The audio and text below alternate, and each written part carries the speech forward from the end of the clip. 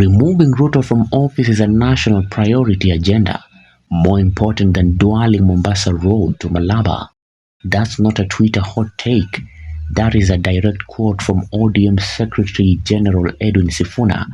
And if that wasn't enough political TNT, he also declared, quote, ODM is dead, end of quote. Welcome to Kenya's most brutally honest political expose of 2025. Buckle in. I want William Ruto to know that his removal from office is a national priority agenda. It is the only agenda because his government is totally opposed to everything that this constitution stands for. And I want these people to be bold. Don't be bullied. You don't have to, he wants to push you into a corner where you're discussing markets. Tell Albert Ojwang about markets and roads. In my ranking, removing Ruto is top. It's even higher than getting a second terminal at JKI or dualing Malaba to Mombasa.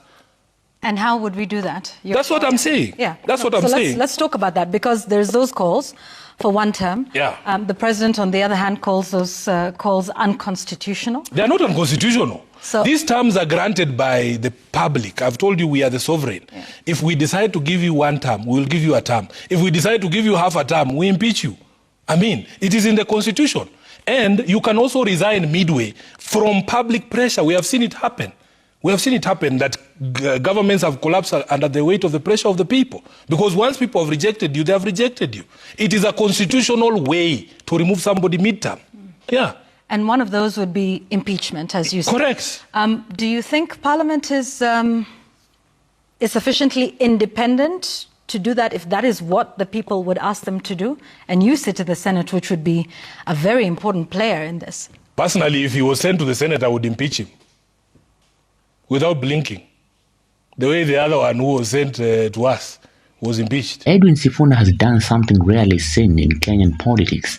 Apologized, not for corruption, not for scandals, but for ideological confusion. He says, quote, I want to apologize because it is very difficult now to discern the position of ODM on major issues, end quote. And I want to apologize to members of ODM today for all the confusion we as a leadership have caused, because it is very difficult now to discern the position of ODM on major issues. And that is the biggest sadness, because it should be easy. It should be easy. When a member of ODM proposes a bill saying, oh, we want to limit the rights under Article 37. What is ODM without Article 37? What is ODM without street protests? What is ODM? ODM is a movement that has been built on the strength of the people. So you cannot be the ones telling us today that, oh, you are sponsoring a bill to limit the rights under Article 37. We swore to this constitution. And that is where confusion comes in for people like me, because I now can no longer pronounce myself authoritatively on the position of a party when it comes to the rights under Article 37. You know? And that is where the difficulty begins. According to Sifuna, the once principled opposition now speaks in tongues, sometimes blue, sometimes yellow. ODM cabinet secretaries are contradicting the party they once championed. It's like watching a lion try to roar underwater. Sifuna's frustration is surgical. He says, quote, if you woke me up in the middle of the night and asked my position on rights of Article 37, I'd answer instantly. But now, we are saying different things from within the same party. It's no longer debate. It's a full-blown identity crisis. The ODM brand is, as Sifuna implies, lost in translation. I have told my party leader that there was a time when it was very easy to be SG of ODM. You would wake me up in the middle of the night and ask me anything. Because what we agreed is that you can compromise on tactics, but you can never compromise on your values. There is things that ODM stands for. If you woke me up in the middle of the night and asked me my position on devolution, my position on rights under Article 37, for instance, I would give you an answer straight away. But right now, there is a lot of confusion because I come to these shows and to the media and in those public barazas, and I struggle to explain that we're the same political party. Then you will see a member of ODM who maybe used to hold a premier position, now is a cabinet secretary, say the exact same opposite. It leaves our support very, very confused. So why not walk away? He says, quote, I believe in my power of persuasion to pull the train back on its tracks.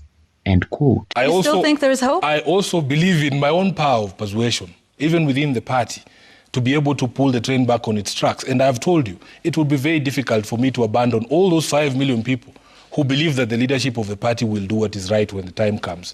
So until we cross that bridge, when we reach that bridge, I am a very forthright and open person. I will let the public know that I have done my best, but I've been unable to convince the party that the path that we have taken is not the right path. Sifuna is no stranger to turbulence, but he is clear. The moment he loses the internal war for ODM's soul, he'll leave for sure. He says, quote, "If the person who gave me this job says they've lost confidence in me, I'd relinquish it without blinking." End quote. That's not a resignation threat. It's a resignation promise. So for me, really, I know the people who put me in this position.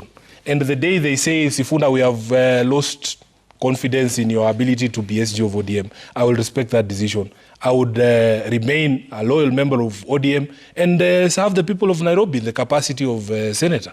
I don't have an issue. Then comes the MOU, ODM's alliance with President Ruto's UDA.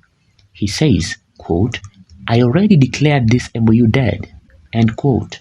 Sifuna says he advised against it, warned it will become a PR tool, and it did.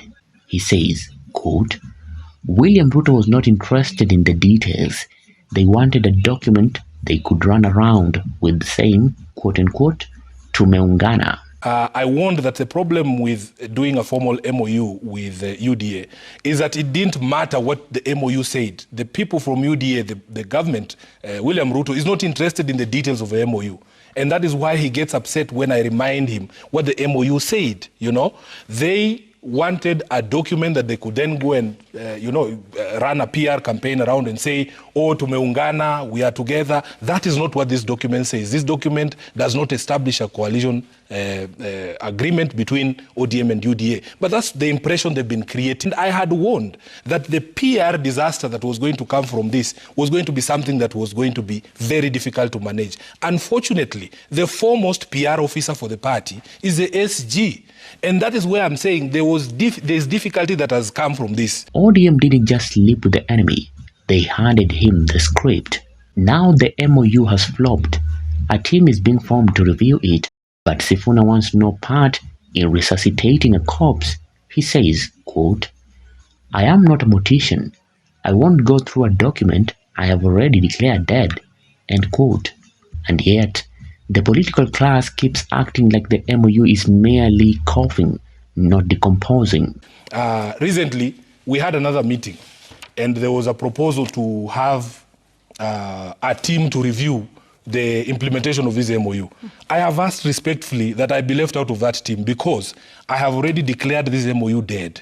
I have already done so publicly. So there is no point. I'm not a mortician. There's no point of me going to go through a document that I've already declared dead. And the reason I declared this MOU dead is because the initial argument for entering into this MOU was twofold. First of all, it was for the sustenance of life. For the sustenance of life, that we were losing people unnecessarily. That can we all agree that this is not something we need to continue doing? We need to stop killing our people. That was the first argument. The second argument was the sustenance of the democratic state. Now here is where it gets clear. Sifuna says removing Ruto is not just a party agenda, it's a national salvation. He says, quote, "More important than building a dual carriageway from Mombasa to Malaba," end quote. This is, by his own words, the most patriotic statement he has ever made as ODM Secretary General. And in a nation where infrastructure announcements often trump justice, this one hits different. In my ranking, removing Ruto is top. It's even higher than getting a second terminal at JKI or dualing Malaba to Mombasa. Personally, if he was sent to the Senate, I would impeach him without blinking. The way the other one who was sent to us was impeached. So, what now? ODM is on life support. The MOU with UDA is a ghost, and 2027 looms large. Can Sifuna steer ODM back to relevance, or will it fade into political history books, remembered only in barazas and hashtags? One thing is clear, Kenya's political train is hurtling toward a sharp curve, and Sifuna is either at the wheel or walking off the tracks. For Maisha TV, I'm William Juma.